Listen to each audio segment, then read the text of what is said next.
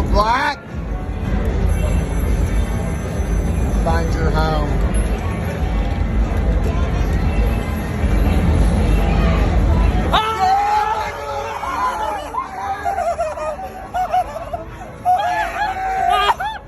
We hit Black 11. I hit Black 11.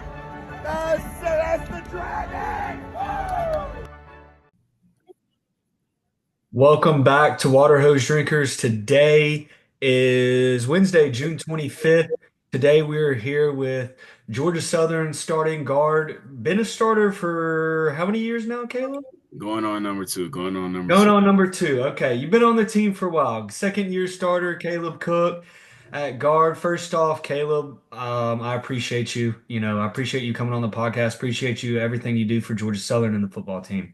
Oh, man, I appreciate you, man. It's just, I ain't gonna lie, I'm really glad I was able to come on your podcast, man, because I always liked it. Can't wait till we get started, man, especially if you're going, talk about some WWE stuff. We gonna get there. Love it, dude. Love it, yeah. But, first off, Caleb, you've been at Georgia Southern. This is your fifth year? Number five. So, coming from Brunswick, staying close to home, how was that decision-making process for you?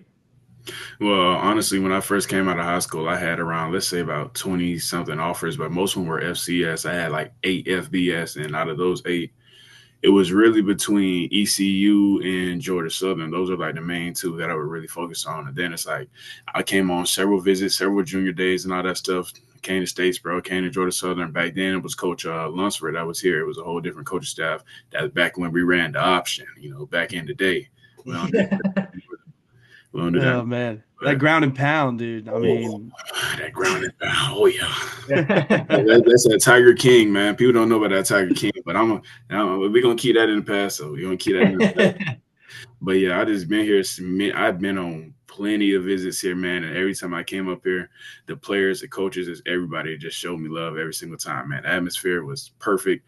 I did a video for the Kaleido the other day. They asked me what's one word I could describe Georgia Southern, and I'm like, family. That's exactly what it is. And I don't want to sound like a generic answer, but that's exactly what it is. Every time I talk to the players' family, every time I talk to the coaches' family, just everything around here. And then the fact that it's really like an hour 45, an hour 30 if you know how to drive fast without getting pulled over. It's like, you know what? I don't want to go too far. I could go back and forth. My folks can make any game they want to. So I'm like, why not go here? And then just everything really just slowly fell in place, man. That's great, awesome, man. I mean, I've done that drive between Statesboro, Brunswick, and St. Simons, all right there, man. Yeah. Brunswick. The good thing about Brunswick too is like a lot of athletes have came out of Brunswick. Just in the area and in general too. And then you got Darius Slay. I mean, Kwame Brown's a big one too. Brunswick, a lot of Georgia Southern fans in that area too. Just want to shout out Taylor Henson. He's a Brunswick. He lives in Brunswick. That's awesome. Yes, man. You got Taylor Henson. Then a lot of my teachers went to Georgia Southern. Some of my coaches went to Georgia Southern. So when I decided to sign that paper, oh man, it was a party. That's what it was. It was a party. It was a lot of love, man. It was a lot of Eagles. Dude. That's awesome. Now I got a degree, so hey, there you go. Coming from right out of high school, you jump right into Coach Lunsford's system, a lot of triple option, kind of spread option deal. Talk about that transition from you to the new coaching staff. Obviously the offense completely changed overnight. Yeah. So talk about kind of that transition for you in your position. Got you. Well, my first year here was my only year running the option. I came here, and then after that year, the whole coaching staff changed, the whole offense flipped. And I was really young. I didn't really understand the impact that a decision like that could have made on the team and the football career and all that stuff. But now that I'm older, I'm looking at it and I'm like, yeah, that was the offensive change. I feel like that was needed because I really feel like just the offense we in right now, just passing the ball out, spread, like all that stuff is one. I feel like it's a lot more successful and it's a lot more modern. Like it's a lot easier to do that nowadays than it is to run triple option in a great way and win with triple option. Two, this may be a little selfish, but I feel like players develop better under a system like this instead of the triple option because you got to understand with the triple option, that's not really an NFL system. That doesn't really develop the players for the NFL system. So that's another thing. And 3, I mean, it's just, I mean, I play the games, but y'all can tell me, I'm pretty sure it's more exciting seeing somebody, hit one of these, hit one of Oh them. yeah. Derwin Burgess at the end of the game against Marshall. I mean, come on now. Well, that's another thing too. I was going to bring up that game. You're never really out of it, with the offense that you guys run now versus the triple option. You guys you get behind, and you don't throw the ball as much in the triple option. If you need to throw that football, you don't practice it as much. I mean, I am a fan of the triple option. Hell, I want to bring back the wing T. Oh, I come want to see. on, man. I'll We tell you can't. why. I'll tell you why. All of these offenses and stuff are all spread the ball. We're gonna throw it down deep. No one is prepared. Like these young guys are. No one's prepared for that. A lot of motion. A lot of reverses. A lot of just bang. Meat on meat balls. Just boom. You know what I'm saying? Like, so I like it. And I mean, you took the question out of my mouth. I was going to ask you how that transition was, but obviously, my thing is you guys are never really out of it, and y'all showed that. As a family, like you said at the start, how does it feel going in like from spring to summer and to next season after having such close games last year and just building off of that and continuing to build, since you've been at Georgia, so that y'all have progressively just gotten better and better, better. Yeah, really one play away from the conference championship too. So Yeah, yeah. So personally for me, I didn't really start playing like until my 3rd year. So that's when I really started getting a feel, a love for actually playing a game of football at Georgia Southern. Because my first 2 years, it felt like I was just here, like I was working hard, but I wasn't doing the extra. I wasn't doing this. I wasn't doing that, and that all flipped like my 3rd year. And then my 3rd year came. I earned me some time, and then my leg decided to give up on me 2nd game of the season. So boom, that season was taken away from me, and honestly, I just used it all for motivation and just like it just helped me understand like this thing get taken away from you literally just like that. So if I really want what I want, you gotta work for it. And that's ever since I got clear of that, that's all I've been doing, man. That's all I've been really worried about. Just doing a lot of extra stuff, doing a lot of, just trying to hone my craft, and then hopefully I go to the league one day. But when it comes like to the team, man, I'm not gonna lie, last year was my first year playing for real and starting. Like last year really, really meant something to me. And it was so many, like, it was a lot of highs and moments last year. And it was a lot of things to look back and be happy over. But if I'm being completely honest with you, I think we all know this. Like even us in the locker room know that the way we ended last year, the way where we had kept setting ourselves up and we just kept going backwards, that's just unacceptable. And we all understand that. It's all good when you like get to the point in the season, it's like, oh, you're number one, and all you got to do is win this game, win it, do all that stuff. But let's just say all that excitement, all that stuff goes right out the window when you lose to a 3-7. That Troy team was really good, but we shouldn't have lost that game. We lose to a Troy team, a lot of heartbreak, a lot of disappointment. Then you go to Old Dominion. That happens, and then you finish the season strong, the regular season strong, and then because we ain't take care of business earlier in the season or really the few games before then, now we're watching Marshall and GMU battle it out for our fate. And this is like we all feel this way in the locker room. We hated it because we all know that because of our mistakes, we put our fate in other people's hands, and we hated it. It should never be like that. And that's one thing that we really like focus on this season. It's like, first of all, don't worry about what's down the line. You got just pay attention to this. One game at a time, one play at a time, because when you start looking forward, that's when it sets you back. So that's one thing we've been really honing in, really focusing on, and that's just really disappointing. And then the bowl game, man, I always say, like, I had a great time in New Orleans. That was my first time going. There was a lot of stuff. I gained like 10 pounds in the first 2 days. So, yeah. Beignets will get you, bro. I swear. What? Oh, my God.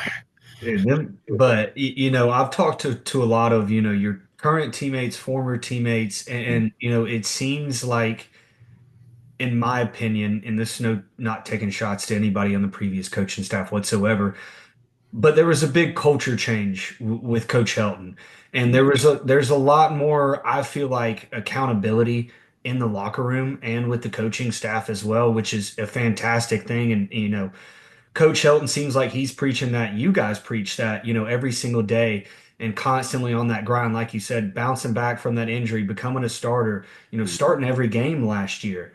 And as an offensive lineman, that's a phenomenal, because injuries just happen all the freaking time. And like you said, the grind of coming from you know, you redshirt in your first year. You haven't started since high school. And then to your redshirt junior year, you know, you're finally getting a chance to start every single time coming back from that injury, grinding every single day, you know, and kind of going into my question, talk about the grind from last season now, from this past season to the summer to where you're at right now. How's the grind been like? How's summer going? How's the off season been going for you? Oh man, the off season been going great. Thank God, and went through the whole off season, everything healthy. Just pray that we could keep it that way. And honestly, like I said, I did a lot of extra work, like stuff on my own last season and all that stuff, but it's not enough, if you know what I'm saying. Like the results that I got from last season, yeah, I loved it. You know, I got all conference, I got all that. But if I'm being honest, me getting where I was at all conference, like I was pissed. Like if I'm being completely honest, when I seen when they came out with the all conference list and I seen that I was only third team, I'm not gonna lie about through my phone. I was so mad. I was so blowed. And that just honestly, that anger, that really disappointment in myself, that just really just made me realize like it don't matter how hard you work then. It don't matter. You could work till you die. You gotta get back up and keep on working. So this, you know, this off season I really been focusing on it don't matter what I do, just do it more. Like I know I did a lot last year, but especially when it comes to the weight room, just pushing myself more on the field, pushing myself more. Whenever I do extra work, do it with intent. I always did it with intent, but it's a certain way you got to do things. And I just really try to hone in on the little details and doing those to damn near perfection, if I'm being honest. So that's the main thing.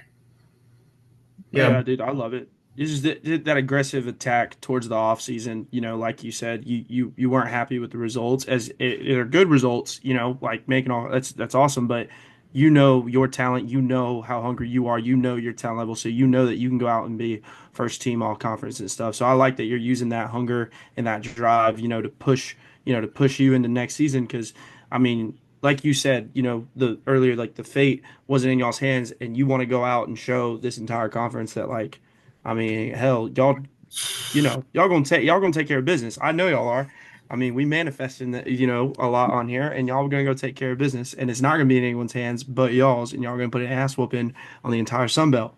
So, I Starts mean, with Fresno State. Like you said, Caleb, you got to take it one thing at a time. I know I ain't got to preach this to you, but you know, starts with Fresno State. Starts with big one. You got to go on from there. But anyway, you know, obviously, like you said, third team, you want to be that first team. But, you know, besides football, I mean, you've been on the academic honor roll or commissioner's list every single year you've been in college. And, you know, balancing, you know, your academics and football, it's pretty impressive, I might add, because, you know, I'll speak for myself. I barely graduated in about 5 years from Georgia Southern. So, it took me 8 years to graduate college, period, and I yeah. don't even Yeah. have like a PhD or nothing.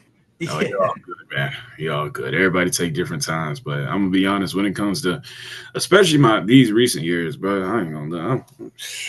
I'm a double major. I have communication studies and multimedia journalism. I got my communication studies degree in May. I get my journalism degree in December. The funny thing is, my main degree that I started out with was a journalism one.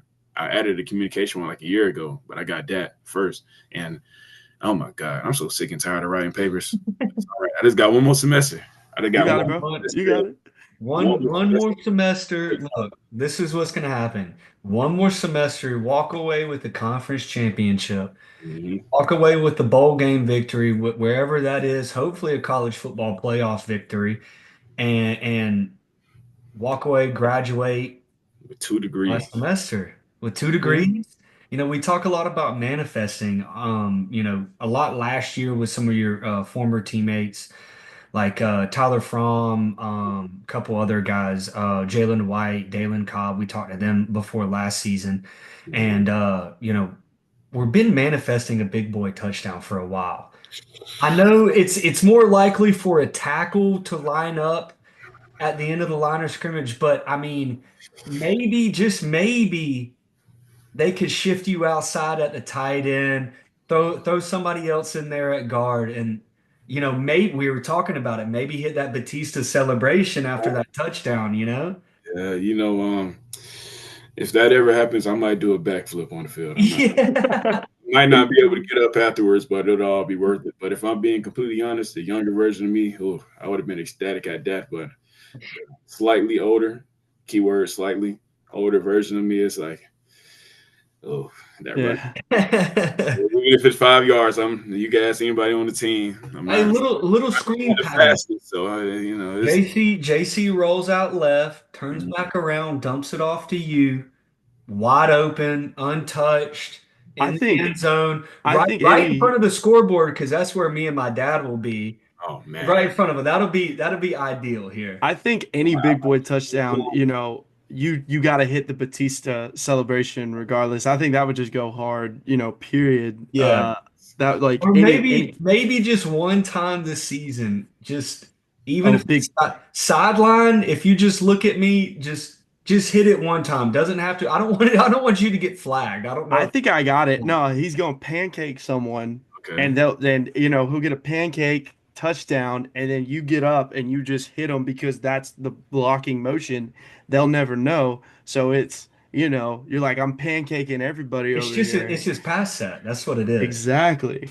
Y'all just, y'all saying something right now, man. Y'all probably just set the plate for a fire edit sometime in the future. So we gonna see. Maybe Oh I yeah, yeah, yeah. If it happens, I'm not very good at editing, but AI is. yeah. So we can make it happen and we'll post it. If you do, because I like to play like my stomach out, like edit me a 6-pack, please. I really I got you. I got you. I got you. I got you. appreciate you. We talked a little bit about Twitter. We talked a little bit before the episode too about we always like to do Mount Rushmores, all that stuff, on our normal episodes. But since it's kind of interview, we're not doing a normal episode. We like to do it with you. Mm. I'll start just to give y'all an idea. Caleb, you can go last. Cole, you go second. Doesn't matter. Mount Rushmore of your favorite personal opinion WWE greats. So I always go honorable mention 4, 3, 2, 1. Okay. So I'm gonna have two honorable mentions. So we'll kind of leave it open ended here. Gotcha, gotcha. It's so hard not like when I say my list, it's gonna be so hard not to add these guys to the list. Yeah, that's how it is. There's so many. Oh my God, it's so There's many. so many greats, but I'd have to start with Edge and Jeff Hardy as honorable mention. We were talking about them before, like electric, absolutely electric. Number 4, I'd have to go Ric Flair. I love it. Number 4. I love it. Number I 3, love that though. oh shoot, this is getting tough. People are gonna hate me about this list because I'm not putting The Rock on it. Okay. Ooh, wow. I know Okay. Rock is more an honorable mention, but this is me, my personal favorite. Go ahead. And if you want to go all-time goats down the list, he's on it, but this is me. Okay. I've got to put John Cena at 3. Okay. That's valid. I respect it. John Cena is a GOAT. I respect it. Can't argue with that. I got to put The Undertaker at 2. I know who's putting in 1 Number already. number 1, HBK, the Heartbreak Kid, Shawn Michaels. I mean, Wow. Didn't think you were going there. sweet Wow. dude, all-time favorite HBK, dude, the absolute best. He's gonna Best. he's gonna hate himself because he forgot a guy that's on my list, and he's gonna be a big glaring hole on his. Okay, hold on. Let me quick story because Caleb doesn't know this. I was in about 4th, 5th grade. Hmm. Okay. WWE came to Macon, untelevised thing. There was like a triple threat match. It was weird. I remember this so vividly. It was DX, Triple H, Shawn Michaels, and Kofi Kingston versus like John Cena, Randy Orton, and The Undertaker. Or like something crazy like that. Non-televised thing. They're just giving the fans what they want to see. Yeah, it's a dark match. A house show. House show. So Yeah. DX is going crazy. Randy Orton's just like, he's talking to the crowd. I'm standing up on the chair in like 4th grade, just Hey, we were always like that, though. We were always like that. We always like that. like, so I had to tell that story. Sorry. Dude, the funniest thing is Kofi probably hit a Trouble in Paradise to win that match, and Josh don't even remember that. But I give respect to him. But I'm gonna go honorable mention. God, this is tough. Oh man, honorable mention. I'll go with Randy Orton because I love the Viper. I love the Viper. At 4, I'm gonna go with the Undertaker because I love the Undertaker, but I'm gonna put him at 4. Number 3. I'm putting it. I don't care. This is my rules. I'm putting DX. I'm putting the entire faction. I have to. They're just grouping it together, not them individually. I'm putting the faction in there because it's so tough. If we do Number that, we might as well add our favorite faction too. That is my favorite faction. I mean, I'm going with DX at the 3 spot. I gotta go with Cena at 2. Okay. All right, and then number 1, dude, Oh, give me a hell yeah. come on, man. I knew Oh, it. Stone Stone Cold. Cold, Oh, brother. I be Oh, man. every Yeah. the I Texas forgot about Rattlesnake. Stone Cold. I I knew forgot. you would. That's I on knew. me. That's on me. I That's can't my change my one. list now. No, you can't. Mhm. Let's see. All right. So first, I'm gonna say my favorite faction. You know, I'm a little young. I'll probably say the Bloodline, the OG Bloodline, and mainly because not because of Roman. I think Roman's underrated. Don't tell him I said that. I plan on being in WWE in a few years, but I feel like the Usos are the greatest tag team of all time. They tough. Oh man, I feel like they didn't carry it. Roman carried it, but the Usos are the Usos and the original Bloodline. You know, gotta acknowledge them. Oh, for sure. And honorable mention. Let's see. I ain't gonna lie, my 1, 2, 3 is solidified, but everybody else, I'm gonna give a few honorable mentions. Randy Orton. Oh my, like I just don't literally.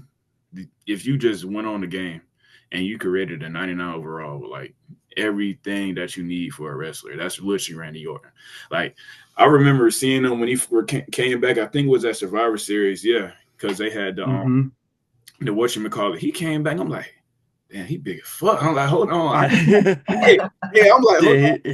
dude. He's big, but Randy's like a solid 6'5", 280. I'm like, hold on. Yeah. That HGH does wonders, man. Yeah. Yeah. He looks good. He looks great. I wish I looked like that now. I'm 22. Yeah. You like 50. Dude, I'm 25 and I'm about 5'10", a buck 70, man. Like I wish I could be like that. So I am somewhere in my 20s. We're not going to sit here and say my age, but I'm somewhere in my 20s. Are you the youngest or are you the oldest in this? hey, he's 27. Oh, it's all right. I got I'm 26 26. in You're about about to a be month. 27 in a month. Yeah, All 27 in a month. It's all right. I had Sorry. some teammates, probably. I got some old teammates. You're all right, man. Let's see. What? Who's your 3, 2, 1? My 3, 2, 1. Oh, come on. All right, we got Nature Boy Ric Flair, number 3, dirtiest player in the game. You can't. He's one of the ones that just knows how to be a professional wrestler. Like, come on, man. He used to come out in that robe. You can't tell me that wasn't drip. Like, those robes he used to wear was so fire. Everything he used to do was just so extravagant, man. I love Ric Flair. He's like the definition of what you want a professional wrestler to be, bro. He's got the flair, bro. That's all it is. Exactly, man. And number 2, HBK Heartbreak Kid, Shawn Michaels, arguably the best person in the ring. And just literally the same thing I said about Ric Flair. I just feel like Shawn is better in the ring. He's a perfect showman. Perfect showman. And number 1, if you man, my family knows this. If you know me, everybody knows my number 1 is. It's the GOAT. The greatest of all time is Undertaker. Like, this ain't even a question. This is not even a question. The Undertaker is the greatest wrestler of all time. He's the GOAT. He's my favorite, and I will stand on that hill. But there is one who I've been doing a little bit extra research on. He's slowly climbing the ranks. Now, it's not WWE. But I said Kenny Omega is like that too. Kenny Omega. I'm familiar. Yeah. I need to do my research. I need to do Yeah. research. Yeah. He's a dog. He's a dog. Well, one of the guys is not up there, but one of the personal favorites, and if he would have had a longer career, would have been one of the GOATs, is Mark Henry. Yeah. That was a bad dude, man. His theme song was hard too. Hey, you go work out, listen to his theme song. That's gonna get you turned. Yeah. Oh yeah, dude. Mark Henry was the man, dude. I'm just gonna make a playlist. Somebody's gonna get their ass kicked. Yeah. I'm gonna make a playlist of just WWE like intro songs that just go hard just for the gym, and just gonna start getting crazy in the gym. I swear. I think I actually have one. I think that's the funny part. I think I actually have one. You on Spotify or Apple? Apple. Thank you. Go. Apple. Thank I'm you. not a Spotify type of dude. I'm I a used to be a Spotify guy. Spotify dude when I used to play Fortnite on the PlayStation 4, and I used to have it playing in the background when I was on Save the World and stuff like that. But ever since then, I haven't been a Spotify type of dude. Fair. You're a grown man. That's grown men use Apple Music. I mean, that's just how. Something like that, you know. Yeah. All right. But I do want to shout this one person out, like who I feel like is not underrated, who's actually is really two, I say, who honestly, if somebody tell me they're the greatest wrestler of all time, or one of them, I'd be like, you have a good point. That's Kurt Angle. Oh yeah. Oh yeah. Kurt or Perk? Perk Angle, as I like which- to call him, you know? Yeah, which version? 'Cause Perk Angle was unbelievable. We call him peak angle now. We call him peak Okay. angle. Yeah, I'm trying to. Oh my god, boy, Kurt was a. Oh my god, it's him, and then it's another person who I feel like I understand everything going around him, but I feel like people don't want to give him the credit. It's Brock Lesnar. Like, Oh yeah, like Yeah. he has his issues, that dude's scary. but it's Brock. Like, come on. Mhm. Yeah. Yeah, he's got a lot of issues now, apparently. Bro, yeah. His daughter's upstaging him. She's like a national champ shot putter from for a G5 school for Yeah. Colorado State. Colorado State. Yeah, she's a monster. Man. She looked just like him. I'd be I know, scared. bro. I was scared, but She's got to be in the WWE one day, man. Like, oh yeah, be electric. Like, I think they're gonna bring Brock back, but that's eventually. yeah. To get the They problems. gotta let all the lawsuit stuff calm down. That's Yeah. I would like to see him back, but I understand if they don't bring him back. Though. Yeah, Fair. I got you. But all right, Caleb, man, we really appreciate you coming on the podcast again, man. And, good luck this season. Hopefully, praying that everybody stays healthy. Y'all win the conference championship. You graduate with 2 degrees and hit me with that Batista's, got to. Listen, I plan on making I plan on making a home game, and I will be doing that the entire time. So you're gonna see me. I'll hit it. I don't care. I'll be hitting it at the tailgate. I don't care. Hit me on Twitter. Let me know what game you're coming to. I'm gonna make sure to do it that game for you. I got you. I'll do it at Dingus. I'll do it at any bar. I don't care. We'll be after the game. Get out, man. You can't do that. All right, Caleb, I appreciate it, man. Hey, good luck this season and Hail Southern. Got you, man. Appreciate you too, Yes, man. sir. Southern, y'all take it easy. Yes, sir. See ya.